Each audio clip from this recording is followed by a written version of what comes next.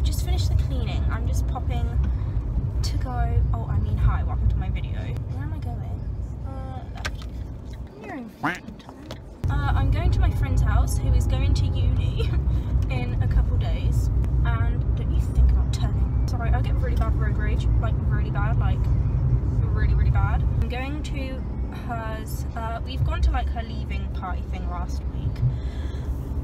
But yeah, I'm just going to hers. She's my oldest friend. We've been besties for like 9 years and I'm gonna miss her, but she's going to Brighton, which is really exciting because it means I get to visit Brighton. And I've never been to Brighton and I've always wanted to go. But yeah, I'm just like saying bye. She's leaving in 2 days and this is the last time we're both free to see each other, so I'm popping down to hers to give her some presents and a card and just to say bye, you know. Oops, I'm speeding. Ah, fucking red light kissed my ass. Thought I would do something a bit different today. Hopefully it will help a lot of you. I'll speak more about it in detail. Stop speeding, Emily! I have a black box, so I get really told if I speed. But yeah, I'll speak about it in more detail when I'm home. Hopefully it will be a good video. She just texted me to say she's in her dressing gown, but like, I don't care because I do the cleaning in like my workout clothes. So, you know, I'm not exactly dolled up. Let me write on her card, that might be a good idea. Roma. That's my nickname to her, by the way, that's not her actual name. So I am on my way back now from my friends. I'm so tired today, but I think I want to go to Didcot to get like some crockery and nice plates and stuff. All I've got to do today, I mean, on my days off I film, which is what I'm doing now. I do a bit of music and I plan travel. I'm having a break from my travel planning at the moment because it's just getting really like stressful with my music and my job and this YouTube channel as well. Having more of a think about where I want to go in Europe before I start thinking about really planning it and organising it, and it just takes up a lot of mental energy basically. So yeah, it's just basically doing a little bit of music, but I can do that later on when I get back because I don't want to get back from Didcot too late. So don't let the title of this video alarm you. I'm doing fine. I'm not thinking about relapsing. I'm not, you know, doing anything like that. But I had food poisoning on Sunday. It's now Thursday. So on Sunday I couldn't eat anything. I couldn't keep anything down. I was really, really ill. Monday I had a little bit of an appetite. I ate a little bit, but you know, I still couldn't eat much because I was still ill. Tuesday I was off ill. I felt a lot better. I could eat, but by that time I think my stomach had shrunk from eating such little. The Sunday and the Monday, my stomach shrinks really quickly. It's very easy for my stomach to shrink after just one day of like not eating enough, which is why I make sure that I always eat enough.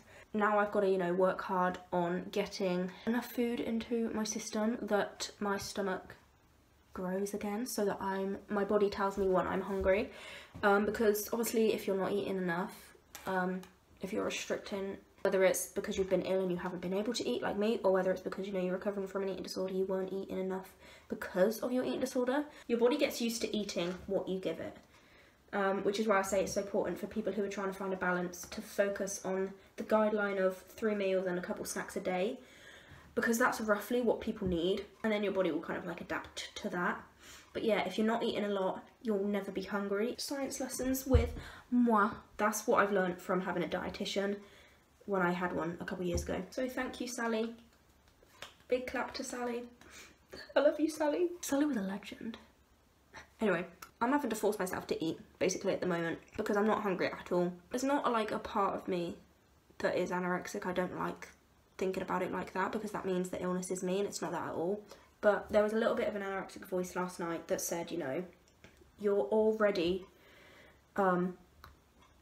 not hungry, your stomach's already shrunk, you've already gone a couple days without eating a lot, why not make it more days?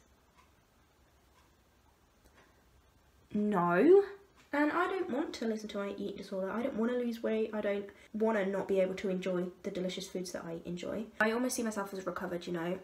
In a lot of my what I ate today, I put recovered, in anorexia recovered instead of recovery, because, you know, I am pretty much out of my recovery stage. Obviously, I'm still learning every day. That's, you know, it's life. I might have a month in 10 years where I struggle.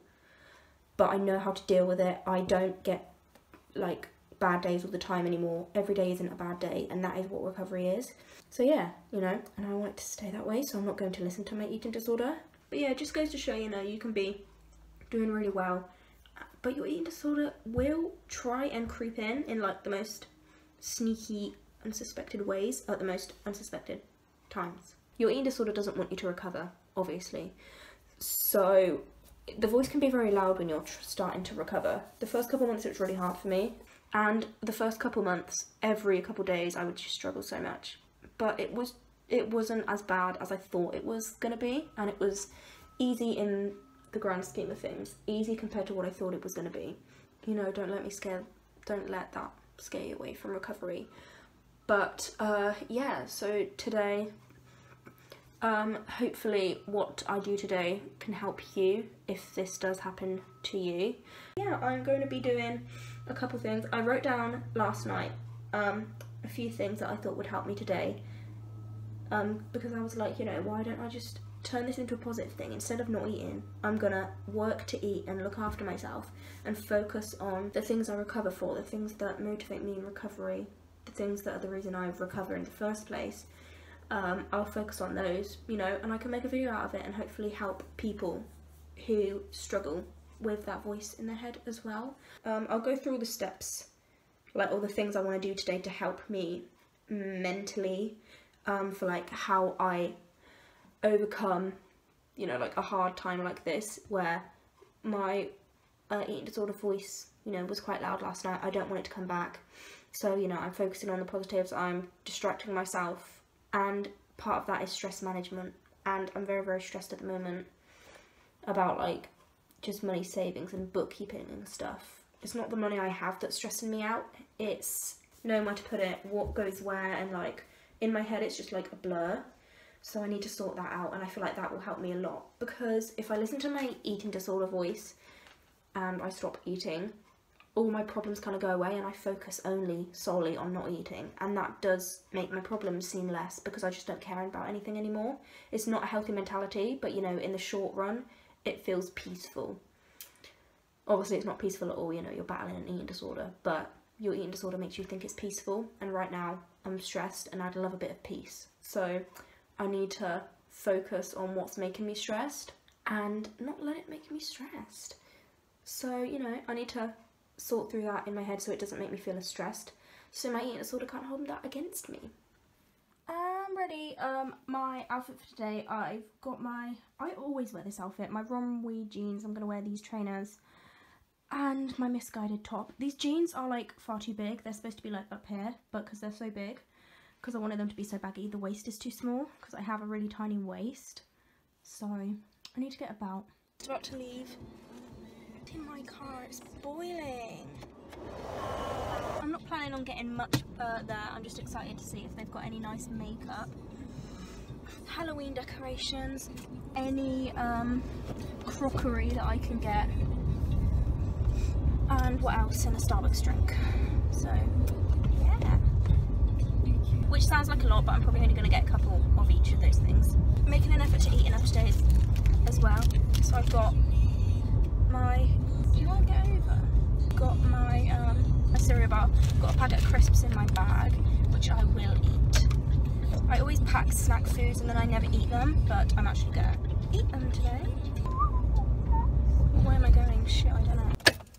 I've arrived, let's go do some shopping.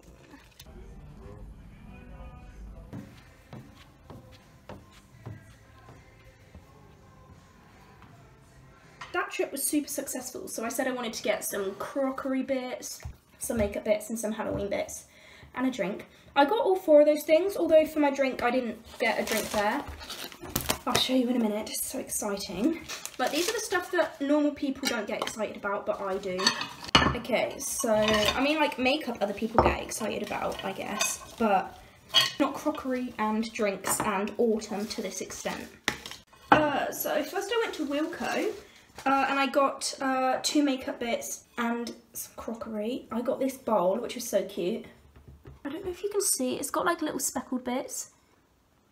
Ooh. Woo! Then I got this plate. I never used to like black crockery, but I see a lot of people using it at the moment. And it looks cool, you know, so. And then also this, I love my little plates because it's what I have my breakfast on. Honestly, I'm really lazy, I'm not gonna lie. I don't like washing up a big plate if I can get away with washing up a small one. And my breakfast fits on a small plate, so I always use small plates, but I don't have a nice one. I got this lip gloss. They didn't have a tester, so I hope it's okay, but I love my glitters. Oh my god, that's really nice and shiny. Yay, I'm glad I got that shade.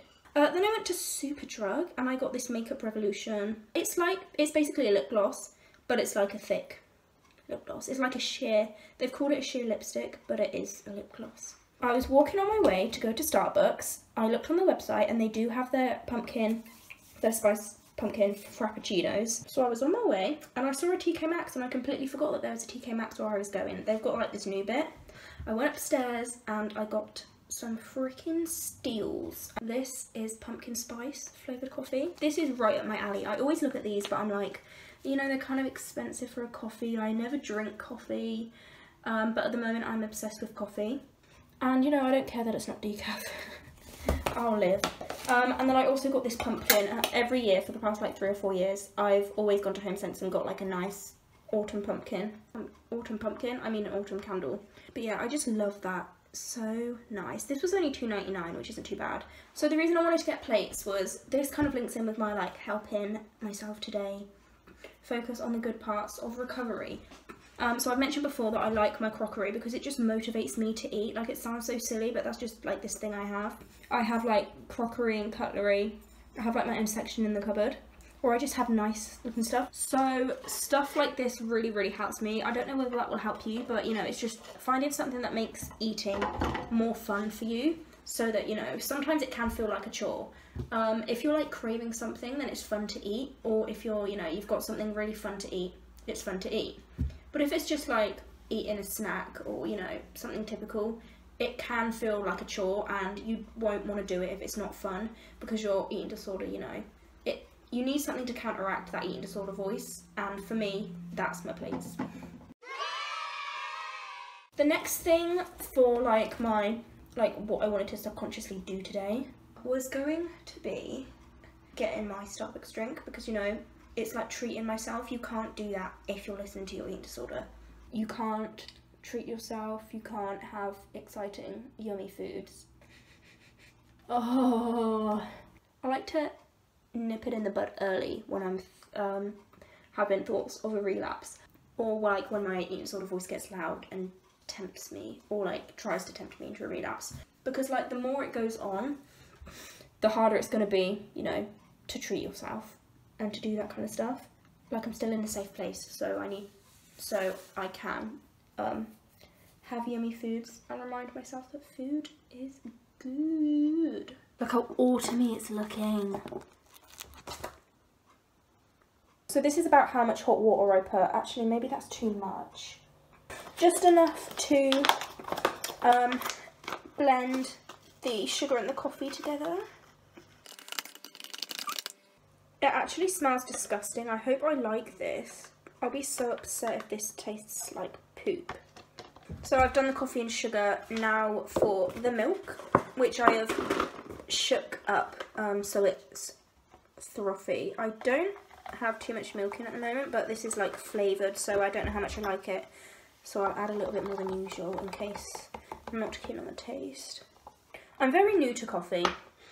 I've only just started drinking it. I usually only ever drink coffee if it's like a decaf latte, iced latte at Starbucks, or if it's like a frappuccino or something, Starbucks or Costa. Okay, last thing I add is ice. It tastes really nice, not too much different from a normal coffee, but I am going to add more because obviously not a lot of the coffee dissolved, so I'm gonna make some more up separately in some hot water. That's actually hot enough this time. And then I'll add it to the coffee so I have enough flavour of the pumpkin coffee. And then it also means I can get rid of some of this stuff at the top. I'm going to put a little bit of maple syrup on it and some cinnamon. I don't know how it's going to work because it's a cold drink, not a hot drink, so it's, you know, usually you'd put it like in a warm drink. This in a cold drink, I don't know how it's going to work, but we'll see. Oh my god. And some cinnamon. I've also got a berry smoothie to eat. It's kind of like a weird combination, but oh well. Excuse me, you're taking up my seat. So I mentioned earlier about like doing a bit of bookkeeping or just like, you know, planning my money, my savings and stuff like that. See what I've got, see what I can save. See when I'll have enough money to go to Europe for about 10 days. And yeah, like I said, it just helps me to clear my head. If I don't have a cleared head, it's very easy to go back to my eating disorder because my eating disorder makes all my other worries go away. So I recommend doing that if you are, you know, having loud eating disorder thoughts. I recommend managing your stress, de-stressing, stuff like that. So de-stressing, making food exciting, and treating yourself to yummy foods. Reminding yourself that food can be an amazing thing. Kinda Kiki. Oh my god, you're dribbling.